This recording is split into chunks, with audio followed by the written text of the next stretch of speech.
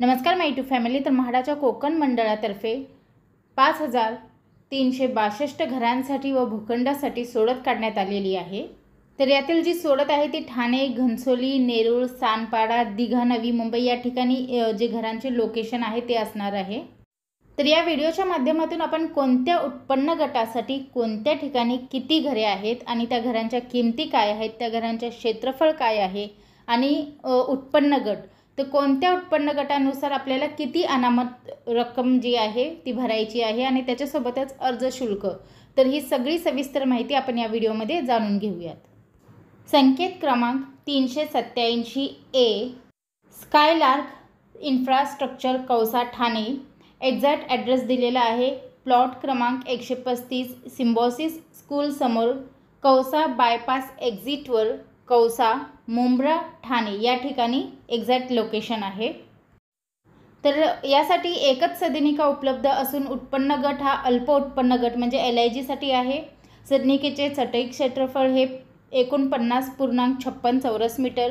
सदनिकेची किंमत 20,58,200 इतकी असून अनामत रक्कम 10,000 आणि अर्ज शुल्क 590 असे एकूण 10,590 रुपये तुम्हाला भरायचे आहेत। त्यानंतर दुसरा संकेत क्रमांक आहे 416 मेसर्स BKS गॅलेक्सी रिअलेटर्स EWS गटासाठी 112 सदनिका या ठिकाणी उपलब्ध आहेत। तर इथे तुम्ही कोणत्या कॅटेगरीतून अर्ज करू शकता ती कॅटेगरी दिलेली आहे। SC ST NT DT JR FF PH DF X MP जे काही तुमची कॅटेगरी असेल किंवा शेवटी GP म्हणजे जनरल। तर इथे जे चटई क्षेत्रफळ आहे ते आहे 29.1 चौरस मीटर। किंमत आहे 18,59,600 रुपये। अनामत रक्कम आहे 5,000 रुपये। तसेच तुम्हाला अर्जाची किंमत असणार आहे 590 रुपये आणि या ठिकाणी एकूण 112 सदनिका उपलब्ध आहेत।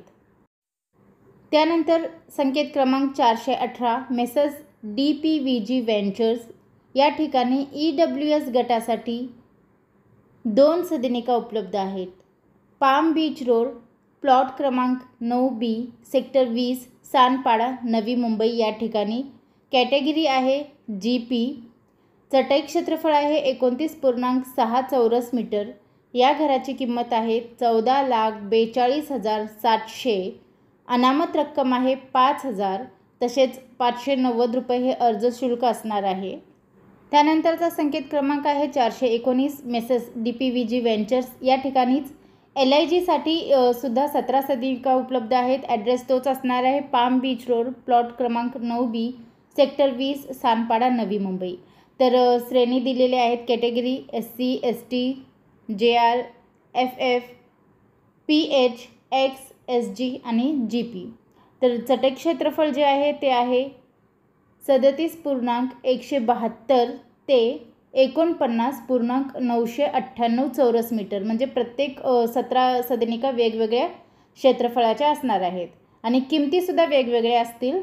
क्षेत्रफळानुसारच किमतीसुद्धा ह्या 18,45,500 रुपयांपासून ते 24,82,100 रुपयापर्यंत असणार आहेत।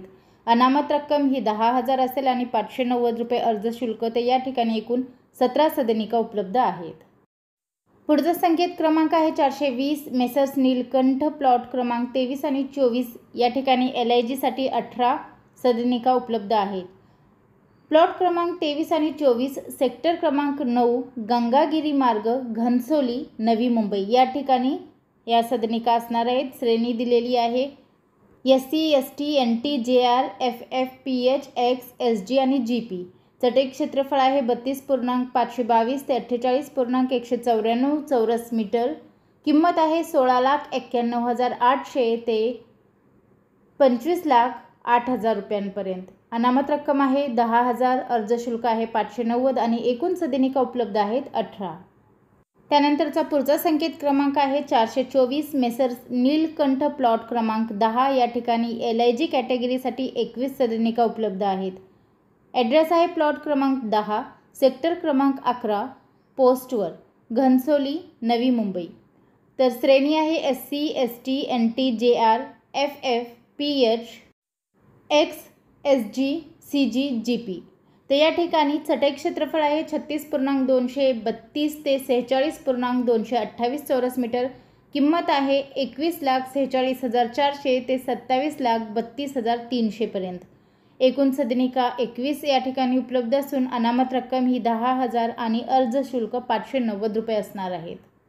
त्यानंतरचा संकेत क्रमांक आहे 423. मेसर्स कामधेनू या ठिकाणी LIGसाठी 17 सदनिका आहेत. प्लॉट क्रमांक 18 आणि 25 सेक्टर 8 सानपाडा नवी मुंबई.